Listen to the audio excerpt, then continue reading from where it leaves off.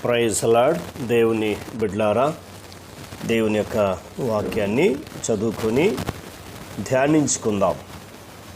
యెషయా గ్రంథము 22వ అధ్యాయము 23వ వచనాన్ని చదువుకొని దేవుని వాగ్దానంలో ఉన్న ఆశీర్వాదాన్ని పొందుకుందాం.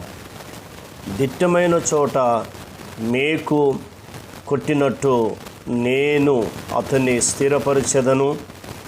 అతడు తన పితరుల కుటుంబమునకు మాన్యత గల సింహాసనముగా ఉండును. దేవునికి స్తోత్రం. దావీదు గారి జీవితంలో ఈ మాట రాసి తెలియపరుస్తున్నాడు. నిజమే, దావీదు దేవునికి హృదయానుసారుడు, ఇష్టానుసారుడు. దేవుని యొక్క ఆలోచనలను, దేవుని చిత్తమును నెరవేర్చితే మంచి భక్తుడు, దేవునికి ఇష్టమైన వాడు. కాబట్టి అందుకే దేవుడు యెషయా ప్రవక్త ద్వారా ఈ మాట రాయించి మాట్లాడుతూ ఉన్నాడు. దిట్టమైన చోట మేకును కొట్టినట్టు అంటే ఒక బలమైన, అంటే భూమి బాగా గట్టిగా ఉన్న భూమి మీద ఒక మేకు కొడుతున్నప్పుడు అది ఎంత మళ్ళీ తీసినా అది రాదు. ఒక లూజు ఆ భూమిలో అంటే అది కొడుతున్నప్పుడు ఆ మేకు వెంటనే వస్తుంది. అంటే ఈ దిట్టమైన చోట మేకును కొట్టినట్టు నేను అతన్ని స్థిరపరచదనంటే శ్రమలు, బాధలు, కష్టాలు, ఇరుకులు, ఇబ్బందులు వచ్చిన దుష్టుడు ఒక రకంగా బాధ పెట్టిన, హింస పెట్టిన దేవుడు అతన్ని మేకును కొట్టినట్టుగా దిట్టమైన చోట కొట్టి దేవుడు స్థిరపరిచేదను అని వాగ్దానం చేస్తున్నాడు. మరి నీవు కూడా యేసుక్రీస్తు ప్రభువారిని నమ్ముకున్న నీవు కూడా మరి ఆయనకి ఇష్టానుసారంగా ఆయన మాట వింటూ, ఆయన ఆజ్ఞలు పాటిస్తూ, ఆయన నిబంధనలో ఉంటున్నప్పుడు దావీదు గారిని దిట్టమైన చోట తండ్రి అయిన దేవుడు ఎట్లాగో స్థిరపరిచాడో, కుమారుడైన దేవుడు కూడా నిన్ను ఈ అంత్య దినాల్లో దిట్టమైన చోట మేకును ఎట్లా కొట్టాడో నిన్ను కూడా అలా స్థిరపరుస్తాడు. శ్రమలు, బాధలు, కష్టాలు ఏవి కూడా నిన్ను ఏమీ చేయలేవు. ఎందుకు చేయలేవంటే నీలో యేసుక్రీస్తు ప్రభువారు ఉన్నారు కాబట్టి ఆయన నిన్ను స్థిరపరిచెదను అని వాగ్దానం చేస్తున్నాడు.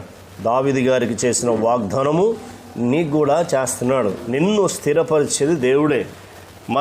మనంతలో మనము స్థిరంగా ఉండలేము. ఇది మనం తెలుసుకోవాలి, మొదటిది. రెండవది ఏమంటుందంటే అతడు తన పితరుల కుటుంబమునకు మాన్యత గల సింహాసనముగా నుండును. అంటే తన పితరులు ఏ రీతిగా తనకంటే ముందున్నారు, తన తర్వాత వారు ఉన్నారో వారికి మాన్యత గల సింహాసనంగా ఉండును అని దేవుడు రెండోది వాగ్దానం చేస్తున్నాడు. అంటే వారిని పరిపాలన చేయడానికి ఒక మాన్యత కలిగి ఒక మంచి వ్యక్తిగా ఆ సింహాసనము కలిగి ఉంటాడు. సింహాసనముగా ఉండును అంటున్నాడు. అంటే ఏంటంటే ఒక రాజుగా ఉండును, వారిని పరిపాలించును అని దేవుడు వాగ్దానం చేస్తున్నాడు. మరి నీవు కూడా దావీదు గారిలాగా దేవునికి ఇష్టమైన వ్యక్తిగా, దేవుని ఉద్దేశములు, దేవుని ఆలోచనలు నెరవేర్చిన వ్యక్తిగా ఉంటే మీ పితరులు, మీతో ఉన్నవారు, మీ తర్వాత ఉన్నవారికి కూడా నువ్వు ఎలా ఉంటావంటే ఒక రాజుగా ఉంటావు. వారిని ఏలే వ్యక్తిగా నీ ఉంటావు అని దేవుడు ఇక్కడ ఈ మాటలు రాయించాడు. కాబట్టి మరి నీవు కూడా దావీదు గారిలాగా ఏం చేయాలంటే దేవుని మీద ఆధారపడడం నేర్చుకోవాలి. దేవుని వైపు చూడాలి. మీరు చూడండి, ఆయన జీవితంలో మనం చూస్తున్నప్పుడు ఏ శ్రమలు, బాధలు, కష్టాలు వచ్చినా దేవుని సన్నిధిలో కూర్చొని ప్రభువా ఈ శ్రమల నుంచి విడిపించు, ఈ బాధల నుంచి విడిపించు, ఈ కష్టాల నుంచి విడిపించు అని ప్రార్థన చేసేవాడు. అలాగే శత్రువులు ఎప్పుడైతే దండెత్తి వస్తున్నారో మరి వారిని తరమకుందునా, నేను వెళ్ళన్నా వద్దా అని ప్రతి చిన్న విషయము దావీదు గారు దేవుని సన్నిధిలో కూర్చొని దేవునితో మాట్లాడే అనుభవం అతనికి ఉంది కాబట్టి అందుకే దేవుడు తన సింహాసనాన్ని స్థిరపరిచాడు.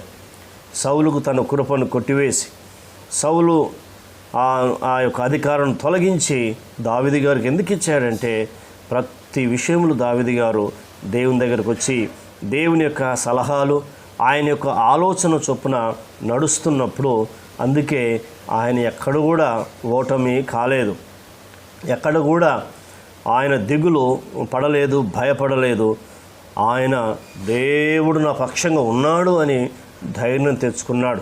మరి యేసుక్రీస్తు నమ్ముకున్న నీవు కూడా శ్రమలు చూడకు, బాధలు చూడకు, నేను ఉన్నతమైన స్థితిలో ఉన్నాను, దేవుడు నన్ను దిట్టమైన చోట మేకును కొట్టినట్టు నన్ను కొట్టి స్థిరపరిచాడు కాబట్టి ఆయనకు నేను నమ్మకంగా సాక్షిగా ఉంటాను అని ఒక ఆలోచన చేసి తీర్మానం చేసుకుంటే నాతో కలిసి ప్రార్థించాలని కోరుతున్నాను. పరమ తండ్రి, నీకు వందనాలు. మా ప్రార్థన వింటున్నందుకు మీకు స్తోత్రాలు. దావీదు గారిని మా ముందుంచిన దేవుడువు, నీకు వందనాలు అయ్యా. అతన్ని దిట్టమైన చోట మేకును కొట్టినట్టుగా నేను అతన్ని స్థిరపరిచేదన్నావు తండ్రి, నీకు వందనాలు. విశ్వాసంలో స్థిరపరిచేది మీరు, నీతిలో స్థిరపరిచేది మీరు, భక్తిలో స్థిరపరిచేది మీరు, యథార్థతలో స్థిరపరిచేది మీరు కాబట్టి అందుకు మీ కృతజ్ఞతలు చెల్లిస్తున్నాం. విన్న మాటలు దుష్టతకు పోకుండా సహాయం చేయండి, వారందరిని దీవించండి. ఇంకా వినబోతున్న బిడ్డలను కూడా మీరు దీవించి వారికి ప్రతిఫలం అనుగ్రహిస్తారని నమ్ముచు మా ప్రార్థన విన్నందుకు మీ కృతజ్ఞతలు స్తోత్రములు చెల్లిస్తూ యేసు నామములో పొంది ఉన్నాం తండ్రి, ఆమెన్. దేవుడు మనందరినీ దీవించి ఆశీర్వించునుగాక. ఆమెన్.